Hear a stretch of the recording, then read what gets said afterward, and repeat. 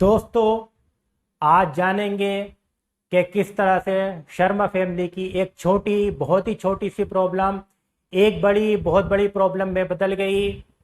जैसे जैसे शर्मा फैमिली इस प्रॉब्लम से छुटकारा पाने की कोशिश कर रही थी, वैसे वैसे प्रॉब्लम शैतान की आंत की तरह बढ़ती चली जा रही थी। प्रॉब्लम ने एक विकराल रूप धारण कर लिया था। प्रॉब्लम ने आहिस्ता आहिस्ता शर्मा फैमिली के लगभग हर सदस्य को अपनी चपेट में लेना शुरू कर दिया। शर्मा फैमिली के कुछ सदस्यों की कुछ बहुत ही विचित्र सी गतिविधियां थी। इन्हीं गतिविधियों में कहानी का संदेश छिपा हुआ है। कहानी बिल्कुल एकदम सच्ची है, पात्र काल्पनिक है। शर्मा जी की हाइट लगभग 5 फीट 8 इंच और उम्र लगभग 40 या 45 साल रही होगी। पीडब्ल्यूडी में क्लर्क थे। सैलरी तो बहुत ज्यादा नहीं थी, मगर फिर भी ऊपर के काम करके काफी ज्यादा धन अर्जित कर लिया करते थे। एक सुंदर सी वाइफ, एक बड़ा बेटा और दो छोटी जुड़वा बेटियां थी। बेटियां हमेशा शर्मा जी के आसपास दाएं और बाएं रहा करती थी। दाएं वाली बेटी की हाइट थोड़ी ज्यादा थी, बाएं वाली बेटी की हाइट थोड़ी कम थी। दोनों को साफ सफाई का बहुत ज्यादा शौक था। घर को एकदम चकाचक क्लीन रखा करती थी। इसीलिए शर्मा जी इनको प्यार से किडनियां, दाहिनी किडनी, बड़ी किडनी और बाई किडनी, छोटी किडनी बुलाया करते थे। शर्मा जी की पत्नी खाना बनाने में एकदम निपुण थी, इसीलिए शर्मा जी इनको प्यार से जिगर बुलाया करते थे। शर्मा जी का बेटा बहुत ज्यादा सिंसियर और बहुत ज्यादा मेहनती था। घर की सुरक्षा की सारी जिम्मेदारी लगभग इसी के कांधों पर थी, इसीलिए शर्मा जी इसको प्यार से सुरक्षा कवच बुलाया करते थे। इसकी एक खास बात यह थी कि शर्मा जी के अंदर क्या चल रहा है ये फौरन भाप लेता था और उसी हिसाब से एक्टिव हो जाया करता था। यानी अगर शर्मा जी शांत हैं तो ये भी शांत रहता था, और अगर शर्मा जी को कोई प्रॉब्लम है या शर्मा जी किसी टेंशन में है तो ये फौरन अलादीन के जिन की तरह एक्टिव होकर शर्मा जी की प्रॉब्लम को हल करने की पूरी कोशिश किया करता था। इसकी एक कमजोरी भी थी जिसको शर्मा जी नहीं जानते थे। कहा जाता है कि दोस्त, और वो भी कमीने दोस्त, कमजोरी को ज्यादा पहले पहचान लेते थे। इसके दोस्तों ने भी इसकी कमजोरी को पहचान लिया था, और कमजोरी ये थी कि जब भी इससे कोई काम अच्छी तरह से नहीं होता तो ये झुंझुलाने लगता था, और झुंझुलाहट में अपने ही घर पर अटैक करने लगता था। अपने घर के किसी सामान पर अटैक कर कर उसको डैमेज करने लगता था। इसकी इसी कमजोरी को पहचानते हुए इसके दोस्तों ने इसका नाम ऑटो यानी सेल्फ डिस्ट्रक्टिव यानी आत्म विनाशकारी रख दिया था। बाद में इसकी यही कमजोरी शर्मा फैमिली की परेशानी का एक बड़ा कारण बनी। जब शर्मा जी ने ऊपर की कमाई करके काफी ज्यादा धन अर्जित कर लिया तो उन्होंने एक बहुत ही बड़ा घर बनवाया, जिसके चारों तरफ एक लंबी चौड़ी बाउंड्री वॉल बनवाई। शर्मा जी को कुछ बहुत ही यूनिक सा करने की, अलग सा करने की बहुत ज्यादा चाव था, इसलिए उन्होंने घर की बाउंड्री वॉल पर एक ऐसा कलर करवाया जो उस शहर में तो क्या पूरी दुनिया में कहीं नहीं मिले, क्योंकि मार्केट में ऐसा कलर नहीं मिलता था। इसलिए पेंटर्स ने कलर बनाकर शर्मा जी की दीवार पर वो कलर कर दिया। दीवार कलर होने के बाद काफी ज्यादा सुंदर नजर आ रही थी। शर्मा जी को इसकी सुंदरता पर काफी ज्यादा घमंड था, वो इसकी काफी ज्यादा देखभाल किया करते थे। शर्मा जी का बेटा इस देखभाल में शर्मा जी की मदद किया करता था। शर्मा जी के घर के बाहर फास्ट फूड का एक रेस्टोरेंट था, जिस पर मोहल्ले के बच्चे खाना खाने आया करते थे। शर्मा जी मोहल्ले के बच्चे को अपनी दीवार से टिकने नहीं देते थे। यही बात बच्चों को पसंद नहीं आती थी। मोहल्ले के बच्चों में कुछ बहुत शरारती बच्चे थे, कुछ बच्चे ऐसे थे जो बहुत तेजी से आने और जाने में और आने और जाने के बीच में कुछ न कुछ नुकसान पहुंचाने में माहिर थे। मोहल्ले वालों ने इनमें से कुछ का नाम बैक्टीरिया और कुछ का नाम वायरस रखा हुआ था। जब इन बच्चों को शर्मा जी की ये बात पसंद नहीं आई तो उन्होंने बहुत तेजी से आकर और दीवार को खुरचकर बहुत तेजी से जले जाने का काम शुरू कर दिया। कुछ बच्चे ऐसे थे जो बहुत तेजी से आने और जाने में तो माहिर नहीं थे, मगर वो बहुत ही आहिस्ता से आते थे और दीवार पर चिंगम चिपका करके चले जाते थे। जब इस चिंगम को दीवार से हटाया जाता तो वहां से दीवार का कलर खराब हो जाया करता था। शर्मा जी का बेटा यानी सुरक्षा कवच दीवार की हिफाजत करने का भरपूर प्रयास कर रहा था, मगर वो कामयाब नहीं हो रहा था। जब शर्मा जी ने देखा कि दीवार का रंग खराब हो रहा है तो वो टेंशन में आ गए। शर्मा जी की टेंशन को देख उनका बेटा यानी सुरक्षा कवच दीवार को बचाने की ज़्यादा कोशिश करने लगा। उसकी इसी कोशिश में उसकी कमज़ोरी, वही कमज़ोरी जिसकी वजह से उसके दोस्तों ने उसका नाम ऑटो रखा हुआ था, उजागर हो गई। अब उसने ये काम करना शुरू कर दिया कि दीवार को खुद से ही खुरचने लगा ताकि दीवार अच्छी दिखाई नहीं दे और मोहल्ले के बच्चे आकर दीवार को डैमेज नहीं करें। अब मोहल्ले के बच्चों ने तो आना बंद कर दिया था मगर वो दीवार को खुद से ही खुरचे चले जा रहा था, इसलिए दीवार का रंग ज़्यादा तेजी से खराब हो रहा था। ये देख शर्मा जी ने रंग को रिपेयर करने के लिए पेंटर को बुलाया। क्योंकि पेंट यूनिक था, मार्केट में नहीं मिलता था, इसलिए घर में ही पेंट तैयार करने की ज़रूरत थी। इसलिए घर में पेंट तैयार करने वाले केमिकल्स लाए गए। शर्मा जी की वाइफ ने उन केमिकल्स को पकाना शुरू किया। केमिकल पकाते वक्त जो गंदगी होती थी उसको शर्मा जी की बेटियां साफ किया करती थी। रंग बनाने का प्रोसेस बहुत ही धीमा था। इतनी देर में रंग बनकर तैयार होता, उतनी देर में दीवार पर कहीं और से रंग खराब हो जाया करता था। पेंटर पूरी तरह से रंग को ठीक करने में कामयाब नहीं हो पा रहे थे। शर्मा जी ने एक के बाद दूसरे पेंटर को बुलाना शुरू किया। पेंटर कामयाब नहीं हो पा रहे थे। घर में नई नई तरह के स्ट्रॉन्ग केमिकल्स आने लगे। जब बार बार शर्मा जी की वाइफ यानी जिगर को केमिकल पकाने की ज़रूरत पड़ी तो वो थकने लगी और थक कर बीमार होने लगी। बिल्कुल उसी तरह से शर्मा जी की बेटियां भी सफाई करते करते थक गई और बीमार होने लगी। इस तरह से एक मामूली सी, एक बहुत छोटी सी प्रॉब्लम जो सिर्फ बाउंड्री वॉल के कलर की प्रॉब्लम थी, शर्मा जी की फैमिली की प्रॉब्लम बन गई और फैमिली के सदस्य भी बीमार होने लगे। अब आप सोच रहे होंगे कि शर्मा फैमिली की परेशानी का हल निकला या नहीं निकला। बिल्कुल निकला, मगर वो जानने से पहले ज़रा 1 मिनट के लिए रुकिए और सोचिए कि शुरुआत में ही अगर कुछ गलतियां नहीं होती, अगर शर्मा जी दीवार के कलर की ज़्यादा चिंता नहीं करते, तो क्या शर्मा जी का बेटा हीरो से विलन बनता? क्या वो नेगेटिव रोल में आता? क्या दीवार का रंग ज़्यादा तेज़ी से ख़राब होता? अगर दीवार का रंग ज़्यादा तेज़ी से ख़राब नहीं होता तो क्या थोड़ी ही पेंट में ठीक नहीं हो गया होता? क्या शर्मा जी की फैमिली के सदस्यों यानी उनकी पत्नी और उनकी बेटियों पर इसका असर पड़ता? मैं जानता हूँ आप सभी का जवाब ना में ही होगा। ये तो हुई बात कि शर्मा जी की प्रॉब्लम किस तरह से बढ़ी और किस तरह से प्रॉब्लम को बड़ा होने से रोका जा सकता था। अब जान लेते हैं कि किस तरह से शर्मा जी की प्रॉब्लम का हल निकला। जब शर्मा जी बार बार पेंटर बदल रहे थे तो एक पेंटर ऐसा आया जिसने कहा कि मैं आपके घर की दीवार के रंग को पूरी तरह से रिपेयर कर दूंगा, फिर से पहले की तरह कर दूंगा, मगर उसके लिए आपको अपने इस विनाशकारी लड़के को शांत करना होगा। सारी की सारी प्रॉब्लम इसी की वजह से हो रही है।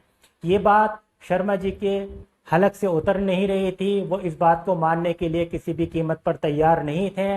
बिल्कुल उसी तरह जिस तरह से हमारा माइंड जब तक किसी बात को होते हुए नहीं देख ले, जब तक मानता नहीं है, तो अब इस बात को साबित करने की जिम्मेदारी पेंटर के कंधों पर थी। उसने इसको साबित करने के लिए शर्मा जी के बेटे को किसी न किसी बहाने से घर से बाहर रखा, या अगर वो घर में रहा तो उसको सुला दिया, यानी उसने किसी न किसी बहाने से शर्मा जी के बेटे को सुरक्षा के काम से हटा दिया।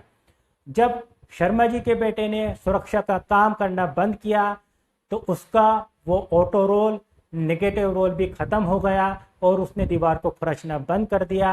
आहिस्ता आहिस्ता दीवार का रंग ठीक होने लगा। पेंटर ये बात अच्छी तरह से जानता था कि घर की सुरक्षा की सारी जिम्मेदारी शर्मा जी के बेटे के कांधों पर है, इसलिए बेटे को ज़्यादा दिन घर से बाहर नहीं रखा जा सकता। ज़्यादा दिन घर से बाहर रखने से घर में किसी बड़े नुकसान होने का खतरा है।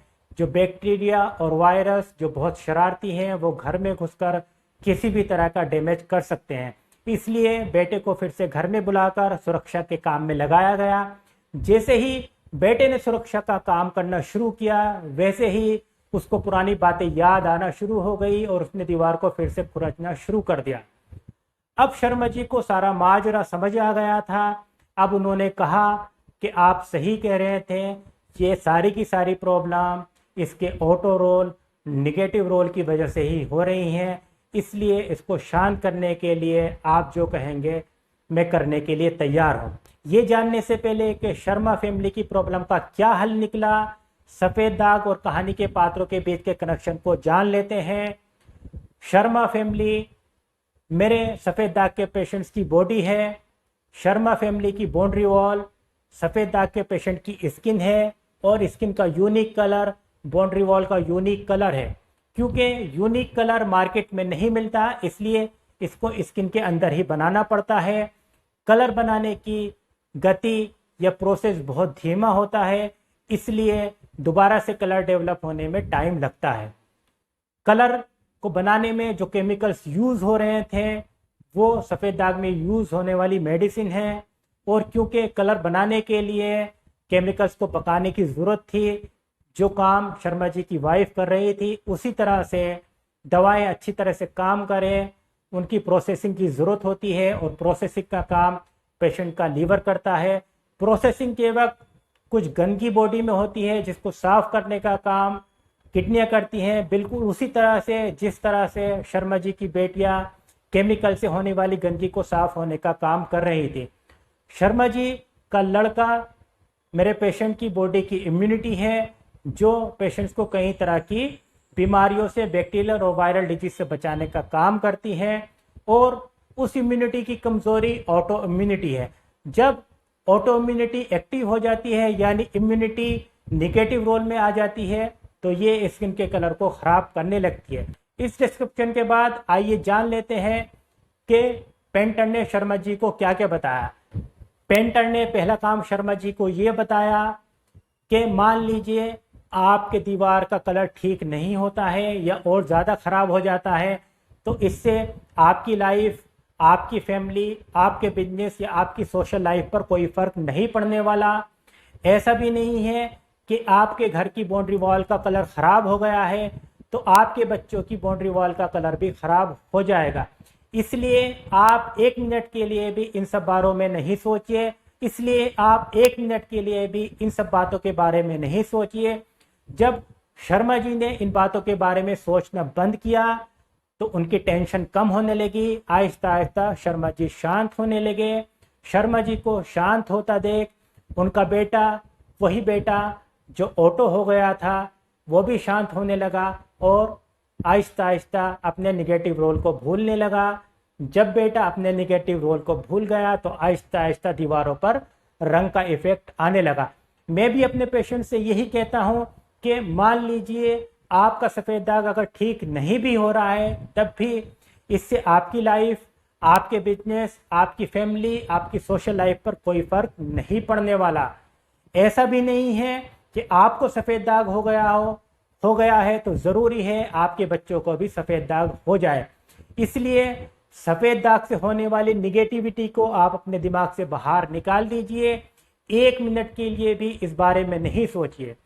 जो पेशेंट इस बात पर अमल कर लेते हैं उनकी ऑटो इम्यूनिटी आहिस्ता आहिस्ता शांत होने लगती है और सफ़ेद दाग की दवाओं का इफ़ेक्ट आने लगता है।